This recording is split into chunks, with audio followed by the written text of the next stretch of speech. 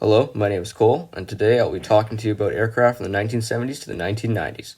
I'll mainly be talking about American and Soviet military aircraft because they're most known, advanced, and sexy aircraft from the past and today.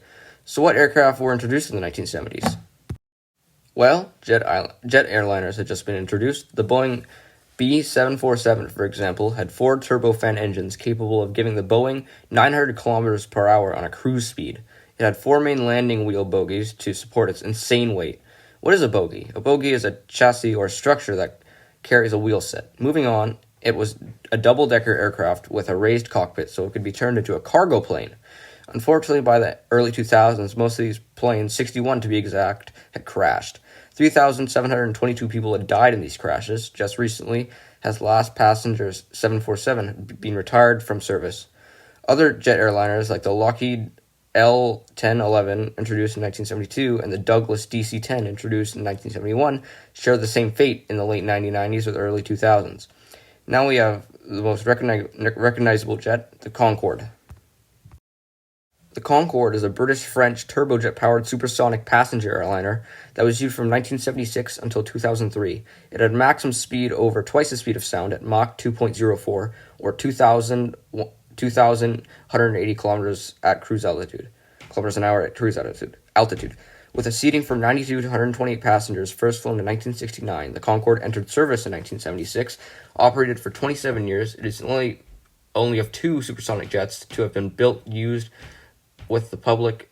The other is the Soviet-built Tupolev Tu-144, which operated in the late 1970s.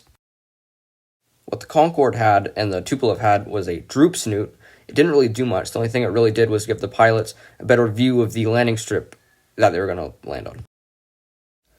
Now we move on to the military side of things for the 1970s. Militaries never stopped using turboprop aircraft, as in some tasks they are more efficient, but some planes need engines that are suited for high-altitude, high-speed missions, like heavy cargo planes, jet fighters, strategic and tactical bombers, and reconnaissance aircraft. Some examples of jet fighters are the MiG-25RB, the Grumman F-14A Tomcat, the McDonnell Douglas F-15C/D Eagle, the Jaguar GR-1, and the Sukhoi Su-24 Mark Fencer. Before I move on to the 1970s, I'll give a brief overview of the armaments, engine power, etc. of these said fighter jets. Starting off with the MiG-25RB, a high-speed interceptor/recon aircraft, could carry 4,000 kilograms of weapons, with its weight being 2,000 kilograms. Despite this, it could go 3,000 kilometers an hour. The reason it being it had 2 massive engines. It had a range of 2,900 kilometers, and there was only one pilot. It had a wingspan of 13 meters. The F-15C/D Eagle. Moving over to the west, I'm going to talk about the F-15 Eagle. For guns, it had one 20mm M61 Vulcan autocannon for soft targets, dogfights. 4 AIM-9 Sidewinders, which is an air-to-air missile and was capable of carrying 7,300 kilograms of bombs or missiles, or both. Its weaponry outmatched the Soviet jets in every way, still to this day. In fact, moving on, it had 2 engines, which becomes very popular in jets after the F-15. It could go Mach 2.5 and had a range of 46 kilometers, which is a ton considering it weighed 2,410 kilograms. It had a crew of 1 person or 2, depending on the model. The C model has 1, the D having 2, and it had a wingspan of 13 meters. The Jaguar GR-1. For weaponry, it had 2 30mm cannons with a 4,765 kilogram payload. It had 2 jet engines and had a top speed of Mach 1.6. It had a range of 4,210 kilometers. It weighed 7,000 kilograms and was flown by 1 pilot and had a wingspan of 8 meters.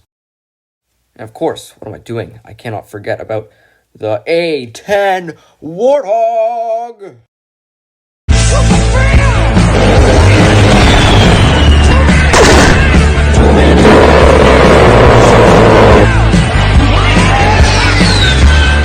Yeah, Reed would get super pissed at me if I forgot about that. The A-10 Warthog was an aircraft built solely for close air support and named after a World War II ground attack aircraft, the P-47 Thunderbolt. This aircraft is an American icon of badassery and is known for its legendary GAU-8 30mm Gatling gun. It fires 6,500 rounds per minute, and the sound is an art form. It carries a ton of stuff to help with ground troops, like the 9X Sidewinder A2A missiles, the AGM-114 Hellfire, which is an air-to-ground instant death dealer, a multitude of guided bombs, from 500-pound bombs to the GBU-31 2,000-pound bombs of boom bomb. Yeah, jeez. The McDonnell F-4E Phantom II. This is the last jet I'm going to do because this project is due in 2 days and I still have to write an ebook. Powered by two General Electric GE J79 jet engines, the F-4E Phantom II was the latest and most improved model of the F-4. The F-4 was a fighter bomber, meaning it could be configured as a tactical bomber as well. Used heavily in the Vietnam War, the Navy could land them on aircraft carriers too. It could carry 8,400 kilograms of bombs, air-to-air missiles, and ground rockets, and air-to-ground rockets, with wing-mounted machine guns and napalm drop tanks. Now, for 1980s commercial aircraft. Commercial airliners consisted of Beechcraft 1900, the Commuter Aircraft Corporation CAC 100, and the McDonnell Douglas MD-80. The Beechcraft 1900 is a 19-passenger pressurized twin-engine turboprop fixed-wing aircraft. What does turboprop mean? Turboprop is an engine that drives an aircraft propeller, which is very rare to see due to the turbofan and turbojet engines replacing them on most passenger aircrafts. But not all. Moving on, the Beechcraft was used mostly for regional flights, but also as a cargo plane. Several government and military organizations used them as well. The Commuter Aircraft Corporation CAC 100. The CAC 100 was designed in the late 60s, but first flew in 1983. It could capacitate 50 to 60 people and had a wingspan of 74 feet. It usually went 569 kilometers an hour, but the project was canceled after the first flight due to it being an old design and not desirable. The McDonnell Douglas MD-80. The MD-80s were a series of single-aisle aircraft, but it was very long, so it could hold up to 130 people. Not much is to be said about it, other than the many accidents and fatalities the McDouglas is responsible for. On June 1st, 1999, the American Airlines Flight 1420 and MD-82 trying to land in bad weather conditions at a Little Rock airport overshot the runway and crashed into the banks of the Arkansas River. 11 people, including the captain, died. On August 16th, 2005, West Caribbean Airways, the MD-82 crashed in the mountainous region of Venezuela, killing all 152 passengers and 8 crew. On December 27, 1991, the MD-81 crash-landed in Gottora, Sweden. In ascent, both engines took ice and broke loose from the wings. The accidents go on and on. McDonnell tried different variants, but they all just seemed to crash. The MD-80 series was ended in 1999. Moving on to the military side of things, military jets consisted of the F/A-18 Hornet, the Panavia Tornado, the EF-111A Raven, F-20 Tiger Shark, the F-117 Nighthawk, the MiG-31 Foxhound, the Mirage 2000C, and the Su-27 Flanker. The McDonnell Douglas F/A-18C/D Hornet.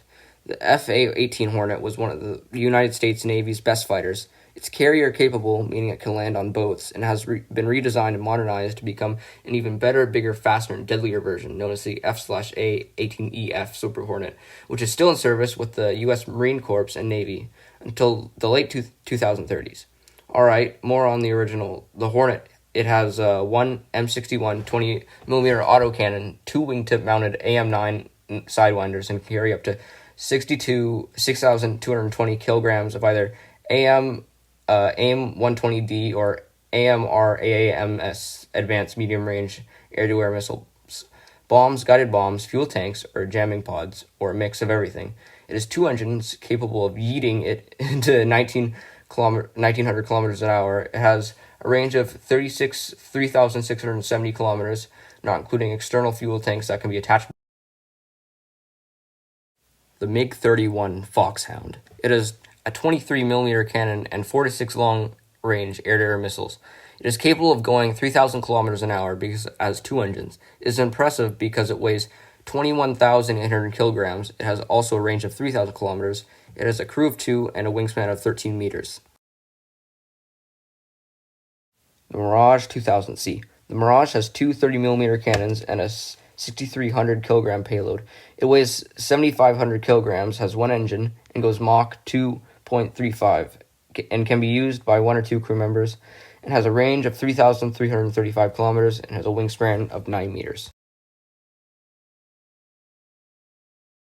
The Sukhoi 27 Flanker. The Sukhoi has a 130mm cannon and a 6,000 kilogram payload, 2 engines, and can go Mach 2.35, same as the Mirage. It has a range of 4,000 kilometers and has one pilot. It weighs 7,500 kilograms and a wingspan of 14 meters. And some variants can land on aircraft carriers. The Sukhoi 27 is known for its good looks and its same maneuverability at low speeds.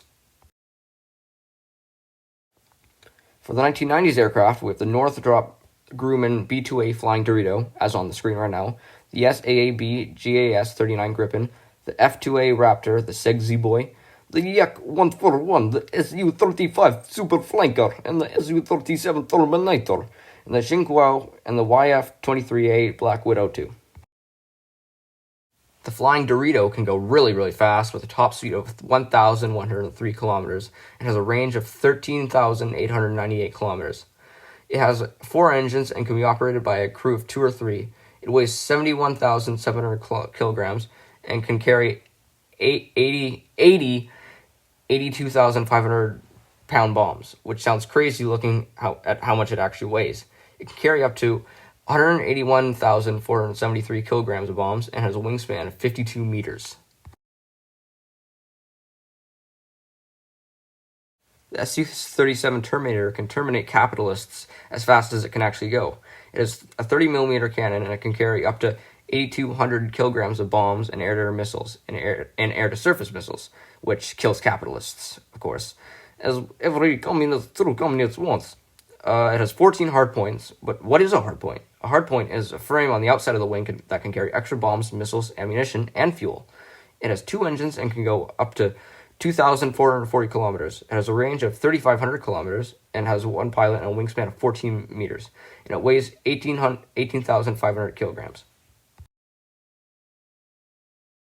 The Lockheed Martin F-22A Raptor. The F-22 is the pinnacle of an advanced fighter technology. It uses advanced stealth technology to conceal itself on the enemy's radar. On the radar screens, the F-22 has a literal radar cross-section, RCS, of approximately 1B. It is virtually invisible at night and has been known to sneak up behind enemy aircraft with ease. At one point, a U.S. Air Force F-22 flew behind an Iranian Air Force F-4 Phantom, flew below it to see what kind of weapons it was carrying, then came up to the left wing, all without the enemy pilot even knowing, then using its radio told the Iranian F-4 to go home. It did. The Xinguo is an indigenous defense fighter, or IDF. It has one 20mm cannon and can carry 3,900 kilograms of bombs and missiles. It can go 1,275 kilometers an hour and has a range of 1,100 kilometers. It uses 2 engines and only requires one pilot to fly it. It weighs 6,500 kilograms and has a wingspan of 9 meters. Alright, now commercial aircraft in the 1990s. Not much to be said. Most commercial jets were still in the 1980s variants. A new thing that was starting to be seen, though, was a trend of the wide-body aircraft, which could carry more people than the average jet. Most wide-body jets could fit up to 400 people. Well, that's the end of this 100% real, not half-assed documentary. This is totally not cold talking, but you should give it 100% on this project, Mr. Jean. Yes. Yes.